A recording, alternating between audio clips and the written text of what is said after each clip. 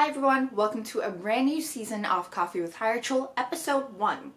What's wrong with traditional recruiting? So we have a really fun discussion today with the Director of Talent Acquisition at BBVA, Trent Cotton, who's going to help us answer that question of what is wrong with traditional recruiting.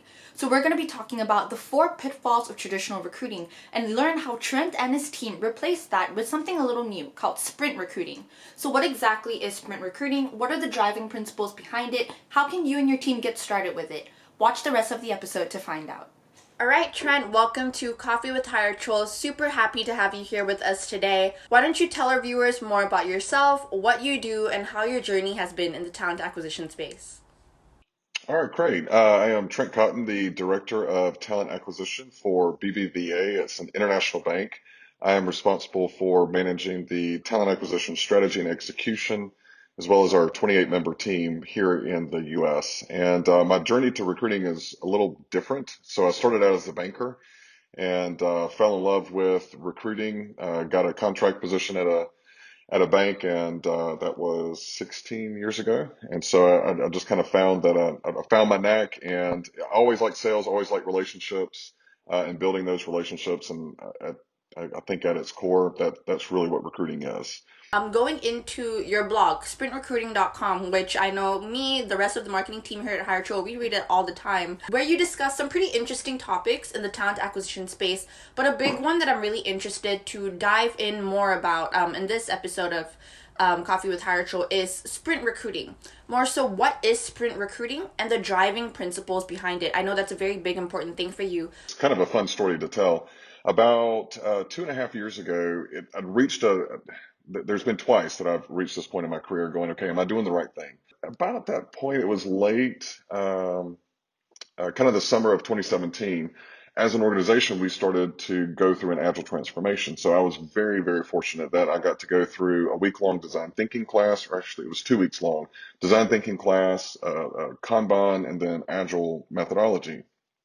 And just started kind of getting my wheels going. Okay, well, if companies like Apple and Facebook and all these wonderful, sexy companies are able to leverage this methodology to get products and services to their clients and be able to maximize profits because they're designing something based on the client, I wonder if there's a way that we can apply that to recruiting. We really found that there are 4 pitfalls in what we call traditional recruiting, so not sprint recruiting. The first one is that everything is a priority, which means that nothing is a priority. We're kind of like Chicken Little, we're chasing ourselves. The other one was, I've already alluded to it, is there was a misalignment. We were filling jobs, but they weren't the most critical ones to our client. And the other is that I'm a musician, so I like a rhythm, I like a cadence, and there was no rhythm or cadence to recruiting. I always think about the Lucille Ball clip where she's in the chocolate factory and she's just stuffing chocolate, in her shirt and her hat everywhere, and that's really what a lot of traditional recruiting is. And then the last one is that the feedback loop was completely broken. And so we came up with the 4 principles of recruiting. The first one is that the business defines priority for the sprint. So, of course, one of the basic principles is that we recruit in 2-week sprints. Well, the second one is that, I'll sit down with our clients and we say, okay, you've got 25 positions. You have $100 or 100 points to use of our time and our focus over the next 2 weeks. Assign each of these positions priority. And what it does is it forces that client to say, okay, out of these 25, all of them are important. We get it.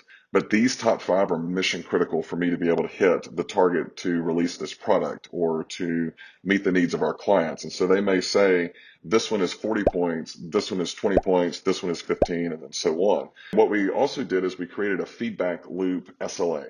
They have 48 hours to give us feedback once we submit a candidate or they interview a candidate.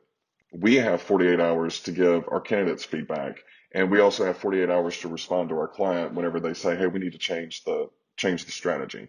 But the last one is WIP limits. So work in progress limits. With WIP limits, our goal is to get to 5, 5, and 5. So we want 5 people interviewing in person with that manager, 5 waiting on them. So if those 5 that they're interviewing don't work out, we've already got 5 waiting. And then as a recruiter, I always like to have 5 in my back pocket that I've identified, maybe I've not reached out to, but I think if those 10 don't work, then I can go in and interview those candidates to try and get them interested. my client has said out of the 25, these are the top five that are most important. So that 40 pointer, that's the first one that I'm obsessed with. And if I look across the line and I see maybe I've got three scheduled with the manager to interview, I've got five that are waiting, and I've got another five that I think would probably be good. The first thing I'm going to do is reach out to that manager and say, of the five that I've submitted to you, pick your top two. Let me go ahead and book interviews for those two. And then I'll send you two more. And then I'm going to move on to my 25 pointer. So that's where that rhythm comes in. The fact that you have this 5 5 5 as well, like you said, it's a perfect rhythm. It's a mapped out process really from A to Z.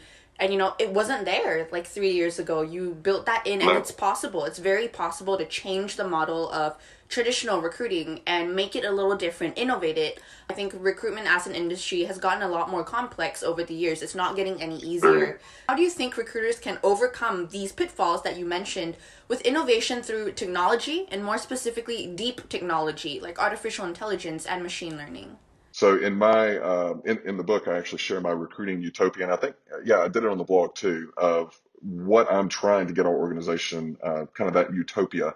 You find a job, or you get assigned a job, and you have an AI admin assistant, whatever you want to call it, that comes in and parses out that job and starts helping you on the recruiting process or the sourcing aspect, and doing it in a couple of different ways. So one of the things that keeps me up at night is, we're a 10,500 employee based company. How many of those employees are maybe working in our branches or working in an entry level position that just completed their degree? I want them looking to us. I don't want them looking outside and say, okay, well, I've got my degree. Now I need to go find a real job. No, I want them to come to us. And I mean, I've got 28 people on our team. Even then, it's going to be hard to go out and source and develop those talent pipelines, but AI can do it. It can tap into your ATS and rediscover candidates externally who have applied, re-engage them. It can do the same thing on the internal, but then it can also go and start, kind of preliminarily developing some passive talent, all while the recruiter in sprint recruiting is working through its priority. Those other jobs that may not be priority this sprint, but we know are going to be priority next sprint, that AI is working and kind of sowing seeds for us in, uh, I always like to say, while we're sleeping or drinking a glass of wine or your favorite beverage. So I think that there are so many things out there that can do that, and it enhances the candidate experience. So you can program that AI to answer your frequently asked questions, and can kind of go through a preliminary interview and grade them and rank them. And one of the vendors that I looked at, I think you can set it at, okay, anybody that scores 85 or above on your assessment, go ahead and book them with the recruiter. Anyone from 84 to 70, let the recruiter look at it. And anybody less than that, introduce them to the other AI that says, hey, this job is not a good fit. Let's find one that is. Think about the candidate experience. I mean, most of the AIs operate so human-like that it's just mind blowing. And to me, it's exciting because I can pay for one service that amplifies, the recruiting team by 2 or 3 fold, and allows us to do what we enjoy doing and what we should be doing, which is spending more time developing those candidates and selling them on the brand and evaluating them for a tech fit, cultural fit, team fit.